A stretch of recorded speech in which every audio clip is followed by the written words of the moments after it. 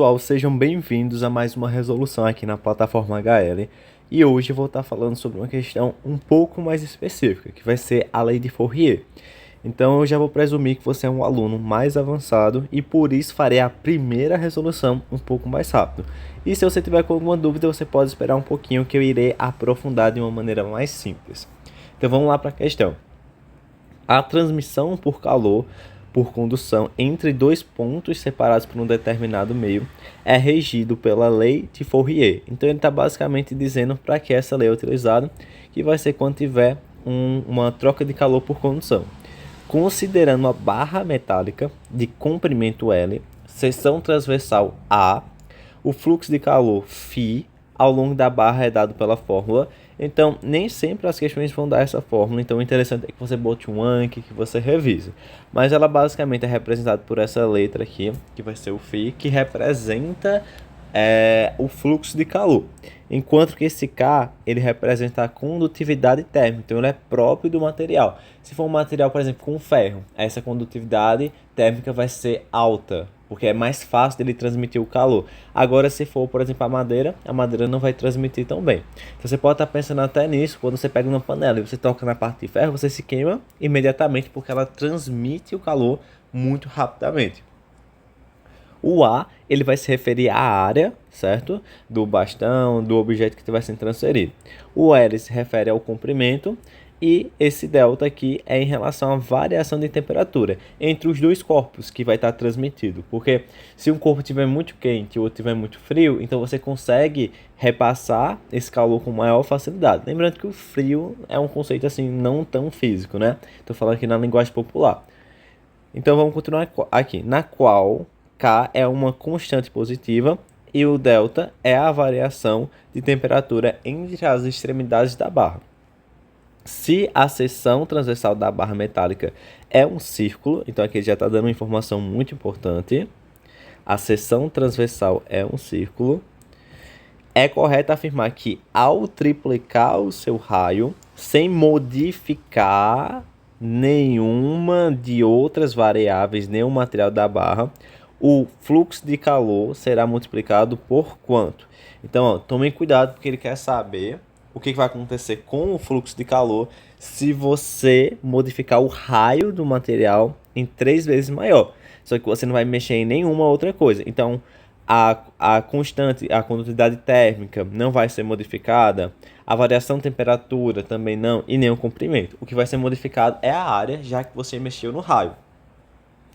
Então, vamos especificar aqui um bastão onde ele vai ter o raio R, uma área transversal A, que é o que eu estou sinalizando aqui, e ele tem um comprimento L. Então, tomar cuidado, porque o que foi modificado foi o raio.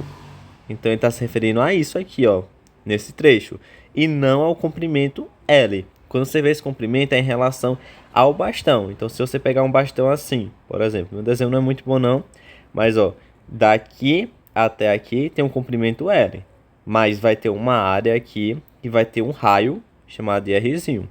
Então tome muito cuidado para não confundir isso. Então a gente sabe que a fórmula de área de um círculo é dada por πr ao quadrado. Então sabendo disso, o que vai acontecer? A área é diretamente proporcional ao quadrado do raio. Então toda vez que tu aumentar um pouquinho no raio, você vai aumentar na área. Como também se você aumentar a área, você vai aumentar o raio. Então você tem que ter isso em mente. Isso é diretamente proporcional. Quando você aumenta um, o outro aumenta na mesma proporção. Só que aqui está dizendo ao quadrado. Então o que vai acontecer? Se você aumentar o raio 3 vezes, então se eu aumentar 3 vezes aqui, basicamente a área vai aumentar 9 vezes. Beleza? Aí você pergunta o porquê? Porque a dimensão é ao quadrado. Então, toda vez que você fizer um aumento no raio, ele vai responder na área, só que é ao quadrado. Se você aumentar o raio 2 vezes, a área vai aumentar 4 vezes. Se você aumentar o raio 3 vezes, a área aumenta 9 vezes. Se você aumentar o raio 5 vezes, você aumenta a área 25 vezes. Isso é matemática. Se você não está entendendo isso, você tem que melhorar em razão e proporção, ok? Então, o que vai acontecer? A área 2... ela vai ser igual a 9 vezes a área 1. Isso aqui é um fato. Já que você aumentou o raio, já que o raio de A2 ele é igual a 3 vezes o raio de A1. Então, a gente pode fazer um exemplo disso para comprovar, mas você tem que ter o objetivo de conseguir imaginar isso. Se tu está estudando lei de Fourier, tu tem que saber ver uma grandeza diretamente proporcional ao quadrado, ao cubo e saber gerir com isso. Então, o que vai acontecer? Se você aumentou o raio 3 vezes e a área aumentou 9 vezes como consequência, e você vai manter tudo isso aqui constante, então, se aqui aumenta 9 vezes, consequentemente, o fluxo de calor vai aumentar 9 vezes. Então, você vai multiplicar, né? E a resposta certa vai ser a letra C.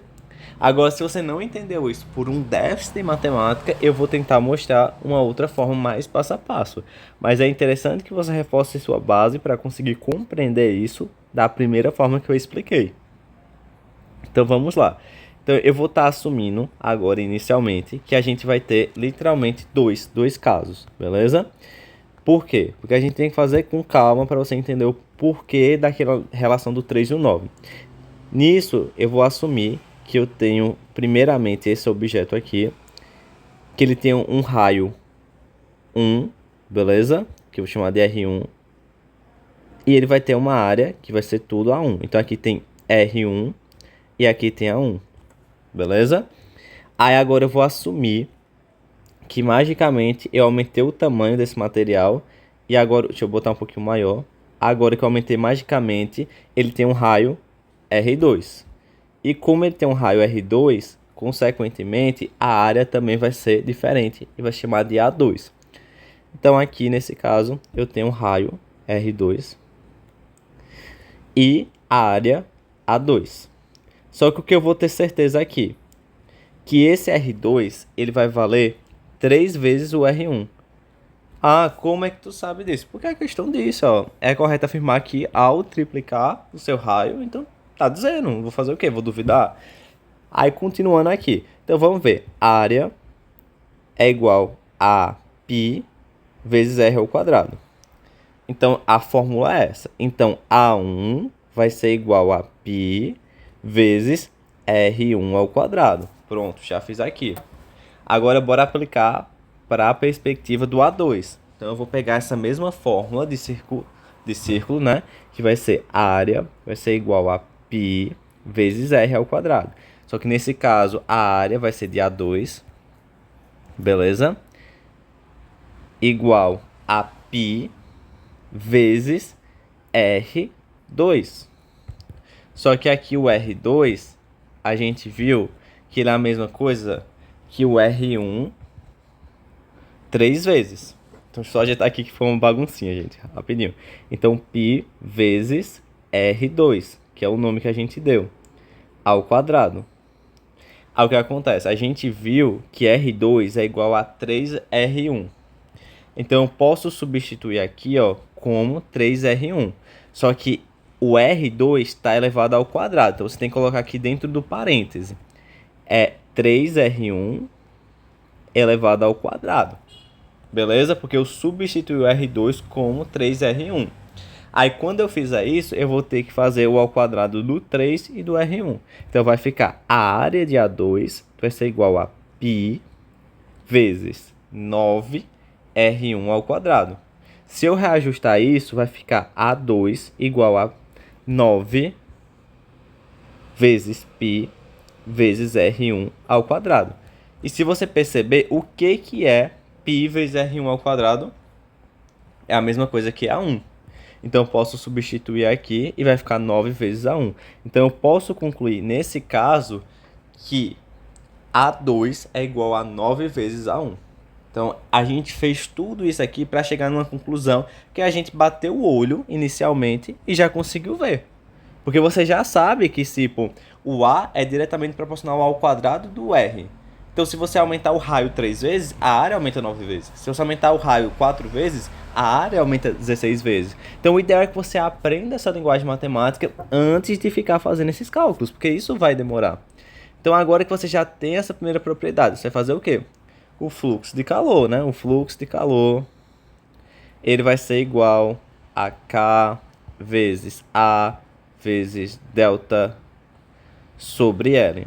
Então, a gente já sabe 1. Aqui, ó, isso aqui é A1. Então, o fluxo 1 é igual a isso. E o fluxo 2? O que é o fluxo 2? Bora ver.